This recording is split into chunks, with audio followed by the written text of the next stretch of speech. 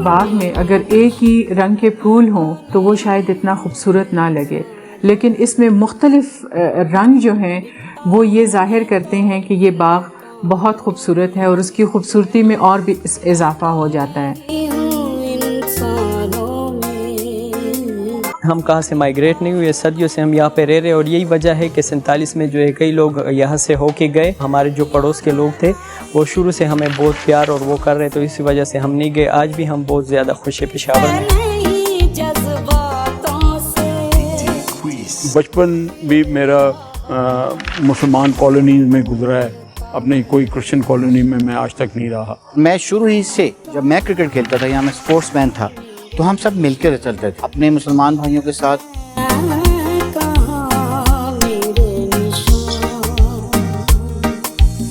अगर आप देख लें तो इनकी जो इबादत गाहें हैं वो भी कई ऐसी जगहें भी हैं जहाँ पे मस्जिद और चर्च इकट्ठा है, कहीं पे मस्जिद और मंदिर इकट्ठा है।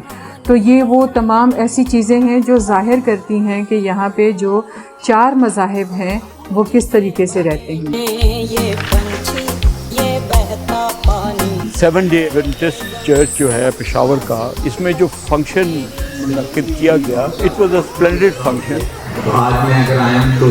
इसमें जो पंडित साहब आए उन्होंने अपना बाकायदा सेरेमोनियल ड्रेस पहना हुआ था और वो इतने अच्छे लग रहे थे, और उन्होंने जो तकरीर दी प्यार और मोहब्बत और इन बातों की, तो वो अच्छी बात थी।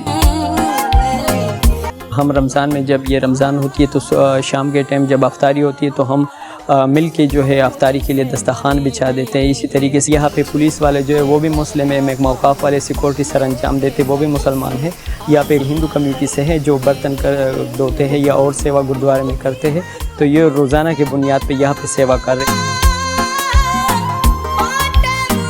जब ऐसे वाक़यात होते हैं, जब दिल दुखता है, जब कभी किसी मंदिर में, कभी किसी गिरजाघर में और कभी किसी इमाम बाड़ा पे अटैक होता है या किसी मस्जिद पे अटैक होता है, तो हमें भी उतना ही दुख होता है जितना किसी को भी हो सकता है। ऑल सेंट चर्च पेशावर में धमाका हुआ जहाँ पे 100 से ज़्यादा मसीहों को शहीद किया गया, तो सबसे पहले जो मदद करने के लिए आए वो मुसलमान भाई हैं, जिन्होंने अपनी दुकानों से वो कपड़ा उठाया और उन डेड बॉडीज़ पे कपड़ा डाला।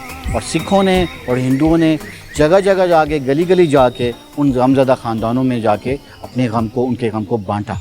तो इससे बड़ी मोहब्बत कोई नहीं थी। तो ये एक पॉजिटिव मैसेज है। जिस वक्त कोई मुश्किल आ जाती है तो उस वक्त फिर कोई भी एक दूसरे से जुदा नहीं होता, फिर वो सब एक ही हो जाते हैं। पूरे हॉस्पिटल में सिर्फ मैं ही एक सिख कम्युनिटी से जो हम जॉब करता हूँ, तो जितनी रिस्पेक्ट हमें वो देते हैं तो मैं बयान नहीं कर सकता हूँ। शहर में तो सब मिलके रह रहे हैं, चाहे वो कॉलेज हो, चाहे वो स्कूल हो, चाहे वो मंदिर हो, चाहे वो जमात हो। एक दूसरे की खुशियों में शरीक हैं, एक दूसरे की शादियों में शरीक हैं, और एक दूसरे की जब गम का मौका आता है तो सब मिलकर हाथ बटाते हैं।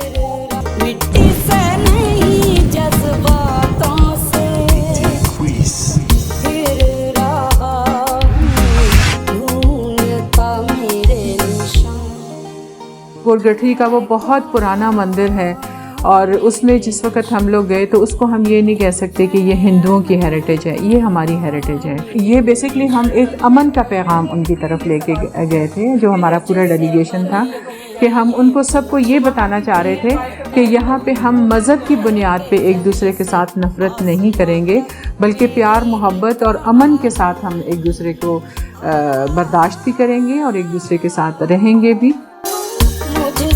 पाकिस्तान के लिए हम सब एक हैं, चाहे हम जिस कम्युनिटी से भी ताल्लुक़ रखते हैं, मुसलमान हो, सिख हो, क्रिश्चियन हो, हम सब एक पाकिस्तान हैं और पाकिस्तान के लिए हम सब कुछ करने के तैयार हैं। हमें ऐसी जमहूरियत चाहिए, हमें ऐसा मुल्क की ज़रूरत है, हमें ऐसे लैंड की ज़रूरत है जहाँ सब अपनी अपनी मर्ज़ी से, अपनी खुशी से रह सकें, और हमें भी वही हक़ मिले जो यहाँ पे बसने वाली अक्सरियत हासिल करना चाहते हैं। दुनिया में मज़हब हर एक के अपने हैं, तौर तरीका हर मज़हब का अपना है, लेकिन हम इंसानियत के नाते हम चाहते हैं कि दुनिया में प्यार और मोहब्बत हो, नफ़रतें ख़त्म हो। हम चाहते हैं कि हमारे मुल्क का फ्लैग दुनिया के फ्लैग में सबसे ऊपर लहराया जाए।